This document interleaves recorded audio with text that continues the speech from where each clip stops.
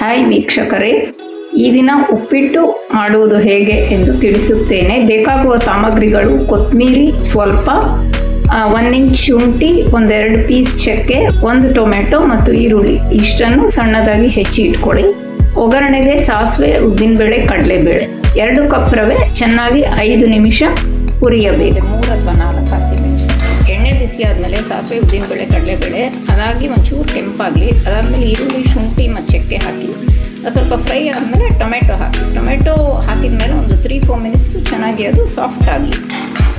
ಈಗ ನೀರು ಹಾಕಿಬಿಟ್ಟು ಸ್ಟವ್ ಹೈ ಮಾಡಿ ರುಚಿಗೆ ತಕ್ಕಷ್ಟು ಉಪ್ಪು ಹಾಕಿ ಅದೊಂದು ಬಾಯ್ಲ್ ಬಂದಮೇಲೆ ಸಿಮ್ ಮಾಡಿ.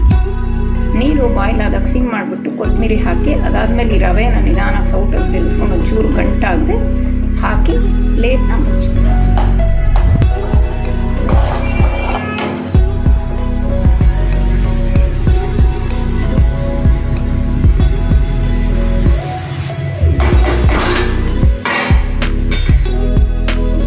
ನಿಮಿಷ ಆದಮೇಲೆ ಪ್ಲೇಟ್ ತೆಗೆದುಬಿಟ್ಟು ಚೆನ್ನಾಗಿ ಒಂದು ಸರ್ತಿ ತಿರುಗಿಸಿ ಸೌಟಲ್ಲಿ ಸ್ಟವ್ ಆಫ್ ಮಾಡಿ ಉಪ್ಪಿಟ್ಟು ರೆಡಿಯಾಗಿದೆ. ಈ ವಿಡಿಯೋ ನಿಮ್ಗೆ ಇಷ್ಟ ಆದರೆ ಲೈಕ್ ಬಟನ್ ಒತ್ತಿ ಮತ್ತು ಸಬ್ಸ್ಕ್ರೈಬ್ ಮಾಡಿ. Thank you.